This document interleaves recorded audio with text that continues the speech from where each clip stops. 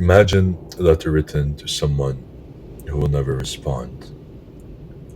In Hanan Habashi's short story, L for Life, the daughter in post-war Gaza addresses her deceased father, as though he were still alive. The narrative appears to center on grief, but the story ultimately reveals something deeper. Memory functions as resistance. Habashi demonstrates that remembrance becomes a method of survival, an act that pushes back against erasure, a landscape shaped by violence. The story includes a moment when the narrator placed her father's kufiya around her neck, a gesture that carries far more than physical warmth.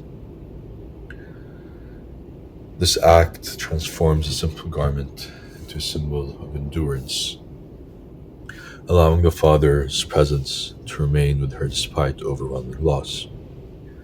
Positioned at the neck, the source of the breath and voice, the kufiya functions as a second skin, asserting continued existence in a world determined to silence it. Jannah Farouqi describes the kufiya as representing the resilience of the Palestinian people, deeply rooted in generations of struggle. Habashi draws on this cultural significance to situate the narrator's grief within a broader historical continuum. The scarf becomes both relic and declaration, embodying resistance stitched into its threads. Throughout the story, the narrator engages in ongoing written conversation with the dead. Writing becomes an act of preservation, a strategy for holding on to what violence tries to erase. The narrative reflects life in Gaza as a place where daily suffering often goes unnoticed by the world, leaving its people feeling abandoned in their grief. In response, language becomes a shield against disappearance. Naming, remembering, and addressing the dead keep them from fading entirely. The letter format reinforces the struggle. In a place where countless voices are silenced, the act of writing creates a fragile but vital bridge across destruction. Each sentence becomes a form of testimony, quiet, steady, and unyielding. Thair, the orphan boy whose fate remains unknown, illuminates the story's exploration of collective loss. The narrator recalls Thair's strength, his resilience, and his role in the stories her father once told.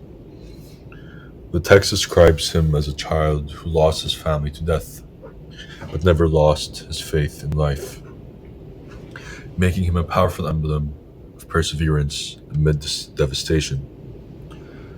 Though his ultimate fate is unclear, the narrator repeatedly returns to him in her memories. She imagines how he might have responded to certain moments, keeping him present through remembrance and refusing to let him disappear completely. Thair becomes a symbol for the many unnamed children whose stories end abruptly, and whose lives continue only through memory. Although the letter is addressed to one father, the narrative voice expands beyond individual grief. The personal perspective gradually merges with the collective one, echoing the experiences of Palestinians living under occupation. Domestic details, the room, the scarf, the stories, blend with the large-scale devastation surrounding her. In this transformation, the narrator becomes a vessel for broader historical pain. Speech becomes survival, memory becomes resistance, and writing becomes refusal. Habashi's restrained prose heightens the emotional weight of the story. Early in the narrative, the narrator describes staring at the ugly crack left by a gunshot in her bedroom wall. This damaged space becomes a living archive, holding evidence of the violence that shaped her life. Even destruction functions as memory. The crack is not merely physical damage, it is a reminder that the past refuses to fade. In this way, the landscape itself documents what has been lost, preserving stories that might otherwise vanish. The title, L for Life, conveys defiant simplicity. In a world marked by death and disappearance, even a single letter becomes significant.